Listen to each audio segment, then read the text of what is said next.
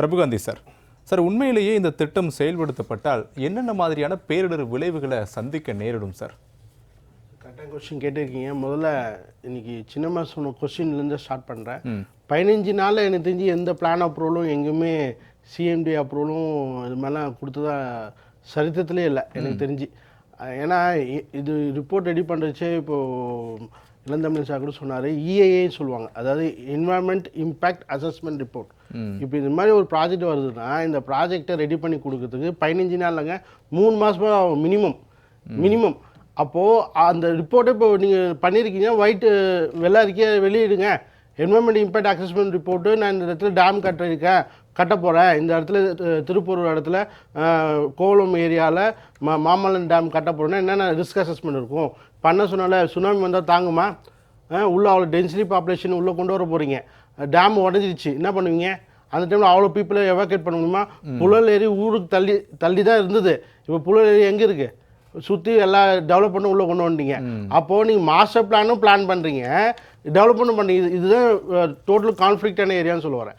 இது மாதிரி டேமுன்னு வந்தாலே நகரத்தை தள்ளி தான் வைக்கணும். அப்போ அந்த இடத்துல எந்த டெவலப்மெண்ட்டும் பண்ணக்கூடாது. அப்போ சார் சொன்ன மாதிரி நீங்கள் மாஸ்டர் பிளான் 3யும் எக்ஸிக்யூட் பண்ண போகிறீங்க. இப்போ மதுராந்தகத்தில் வந்து நீங்கள் 2000 ஏக்கர் திருக்குளங்குன்றமும் டச் ஆகுது, குளோபல் சிட்டின்னு உள்ளே ஒன்று கொண்டு வர போகிறீங்க. அப்போ இந்த இதில் டேமும் கட்ட போகிறீங்க. அப்போ டோட்டலி கான்ட்ராக்டராக இருக்குது. இது ஒன்று சார், டிசைன் அண்ட் ஆர்கிடெக்ட் இருக்குல்லங்க, இதில் 3 விஷயம் கேள்விக்குறி இருக்குங்க. அலோகேட் பண்ணுற கான்ட்ராக்டர் கம்பெனி, அதுதான் வந்து பெரிய கொஸ்டின் மார்க்காக இருக்குது. ஏன் எல்என்டி மாதிரி பெருநிறுவனங்களை ஏன் கொடுக்கல? இப்போ இந்த கம்பெனிக்கு இது ஆல்ரெடி இது மாதிரி டேம் கட்டின எக்ஸ்பீரியன்ஸ் இருக்கா? அது ஃபர்ஸ்ட் பாயிண்ட். செகண்ட் பாயிண்ட்டு, இதுக்கு டெண்டரிங் எங்கே விட்டீங்க? இது 15 நாள் இது மாதிரி எப்படி பண்ண முடியும்னு கேட்குறேன். திருப்பி ஓப்பன் டெண்டரிங்கில் எத்தனை கம்பெனிஸ் வந்தது, அதை எப்படி ஃப்ரீஸ் பண்ணீங்க, யாருக்கு கொடுத்தீங்க, அது விலைக்கு சார். ஒன்றும் பாயிண்ட் சொல்லுங்கள் சார். 15 நாளில் உங்களால் டேமுக்கு பர்மிஷன் கொடுக்க முடியுது. எத்தனை ஃபேக்ட்ரிஸு ரியலாக ஓப்பன் பண்ணுறதுக்கு பர்மிஷன் இல்லாமல் இருக்குது? நீ ஆஸ் அ ப்ரொசீஜர் ஃபாலோ பண்ண 30 நாள் ஆகும் டீமில் லைசன்ஸ் வாங்குறதுக்கு. எத்தனையோ வேர் ஹவுஸ் கட்டிட்டு டிடிசி அப்ரூவ் வாங்க 3 மாதம் ஆயிருக்குங்க. எனக்கு தெரிஞ்சு 9 மாதம் ஆன அப்ரூவல் கோர்ஸ் வெயிட் பண்ணலாம் கூட இருக்குது. சிங்கிள் விண்டோ போர்ட்டல் சிஸ்டம்னு ஒன்று சொல்கிறாங்க, அது பிரகாரம் போனால் கூட மினிமம் 30 டேஸ் ஆகும். அப்போது இன்னொரு திருப்பி கேள்வி தானே, சதுப்பு நிலத்துக்கு எப்படி இவங்க அப்ரூவல் கொடுத்தாங்க? பில்டிங் கட்டுற மாதிரி தான் இது பார்க்காம கொடுத்துருக்காங்க. அப்போ என் பாயிண்ட் என்ன, பார்க்காம கொடுக்கறதுக்கு எதுக்கு அந்த பாடி இருக்குன்ற? இப்போ கோஸ்டல் டிபார்ட்மெண்ட்டோட கோஆர்டினேஷனும் சார், திருப்பி சொல்லுங்கள் சார், மல்டி டிபார்ட்மெண்ட் கோஆர்டினேஷன்ஸ் இருக்கணும் சார். அப்படி இருந்தால் தான் எந்த விஷயமும் வந்து ஓப்பனாக சக்ஸஸ் பண்ண முடியும். அதே மாதிரி இப்போ மகேஷன் சொன்ன மாதிரி எனக்கு தெரிஞ்சு இந்த திட்டத்தால், ஏன்னா இப்போ ஹைடெக் சிட்டி மாதிரி உள்ள சென்னை உள்ளே கொண்டு வராங்க, குளோபல் சிட்டி பக்கத்தில் உள்ளே வரும்போது அங்கே மினி ஜப்பான் மினி சிங்கப்பூர் மாதிரிலாம் உள்ளே கொண்டு வந்துட்டா இந்த மீனவர்களோட வாழ்வாதாரத்தை அப்படியே தூக்கி, இந்த இடத்துல மீனே வராதுன்னா தூக்கி உணத்தை தூக்கி அடிக்கணும்ல. அப்போ அந்த சிட்டியை விட்டு அவுட்ராக வெளியே எவாக்குவேட் பண்ணுறதுக்கான மாஸ்டர் பிளானாக இருக்கும்னு நான் நினைக்கிறேன். மெட்ராஸோட மாஸ்டர் பிளானாக இருக்கும் இல்லையோ, மீனவர்களுடைய அந்த இடத்துல வாழ்வாதாரத்தை வந்து, ஏன்னா அந்த இடத்துல மீன் வரலன்னா ஆகும், அவங்க வெளியே போய் தானே ஆகணும். உப்பு நீராக இருக்கிற வரைக்கும் தான் அந்த ஏரியா வந்து மீன் வளம் இருக்கும், எல்லாமே நடக்கும், கடல் நீர்லாம் நடக்கும்.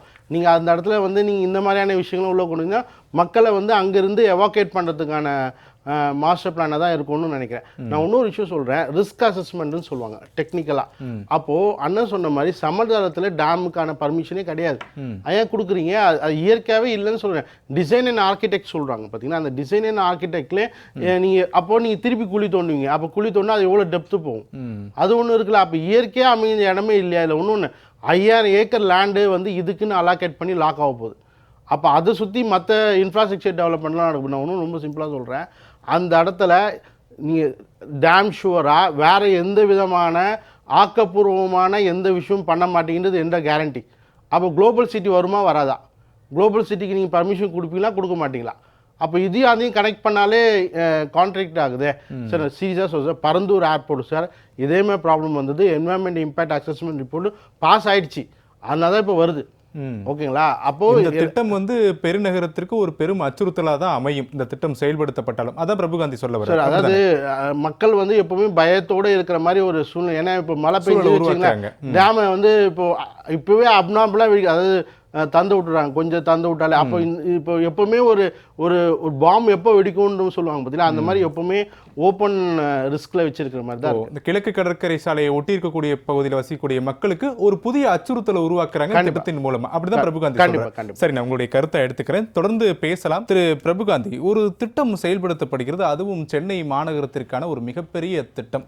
ஒரு நீர்த்தேக்கத்தை கட்ட போறாங்க, பல டிஎம்சி தண்ணீர் அதில் தேக்க போறோம் அப்படின்னு வெறும் வார்த்தைகள்ல மட்டும்தான் இருக்கிறது. ஆனால் இந்த திட்டம் செயல்படுத்தப்பட்ட பிறகு என்னென்ன மாதிரியான விளைவுகளை ஏற்படுத்த போகிறது அப்படின்றது எங்கேயுமே தமிழக அரசு இதுவரைக்கும் வெட்ட வெளிச்சமாக கூறவே இல்லை. இந்த திட்டம் செயல்படுத்தப்பட்டால் என்னென்ன மாதிரியான விளைவுகளை நம்ம சந்திக்க போறோம், குறிப்பா இந்த திட்டத்தை செயல்படுத்துறது யார் அப்படின்றதே ஒரு பெரிய கேள்வி இருக்குன்னு நீங்க முதல் சுற்றுல கேள்வி எழுப்பியிருந்தீங்க. அது குறித்து நிறைவா சுருக்குமா? சார், இப்போ இளந்தமிழன் சொன்ன மாதிரி தான், இப்போ இந்த ப்ராஜெக்டை யார் எக்ஸிக்யூட் பண்ண போறா, கான்ட்ராக்டர் மேபி அவங்க ஃபோர்ஸில் கூட மேபி இதை இவ்வளோ அவசர கதியில் பண்ணுறதுக்கான சான்சஸ் இருக்கும். ஏன்னா மேபி டிஎம்கேக்கு ஃபேவராக இருக்கிற கான்ட்ராக்டர் தான் இருக்கும். எனக்கு தெரிஞ்சு அந்த ஓல்டு செக்ரட்டரி கலைஞர் கட்டினார் பார்த்தீங்களா, இப்போ மருத்துவமனையாக இருக்குல்ல, அதே கான்ட்ராக்ட் கம்பெனி தான் இதுக்கும் அலோகேட் ஆயிருக்கு அப்படின்ற மாதிரி ஒரு வார்த்தை வருது. உங்களுக்கு தெரிஞ்ச தகவல். இன்னொரு பாயிண்ட் சார், இப்போ திருப்பி சொல்கிற விஷயங்கள் இதுதான்.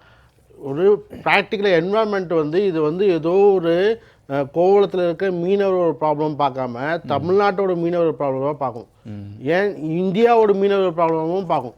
ஏன்னா ஒரு கடலில் ஒரு இடத்துல ஒரு இயற்கையை மீறி நீங்கள் எது பண்ணாலும் அதோட இம்பேக்ட் எல்லா இடத்துலையும் வரும். ஓகேங்களா? உயிரினங்கள் இப்போ ecosystem, biodiversity, even United Nations sustainable development கோல்ஸ்னு சொல்லி நிறைய கோட்ஸ்லாம் இருக்குது. என் பாயிண்ட் என்னன்னா, இந்த பாயிண்ட் உண்மையிலே தமிழ்நாட்டிலேருந்து சின்னமாக தான் இதை பெரிய அளவு வாய்ஸ் கொடுத்துருக்காங்க.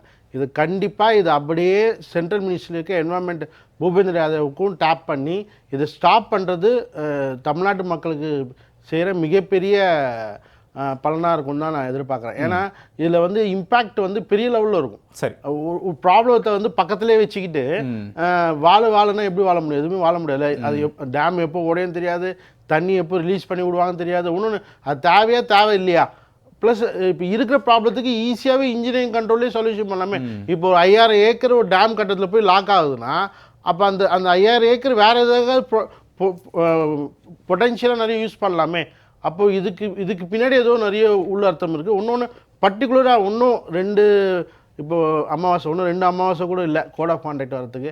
இந்த டைமில் பண்ணுறதுக்கான காரணம் என்ன? இது ஒரு பெரிய கொஸ்டின் மார்க்காக இருக்குது. சரி, ஓகே.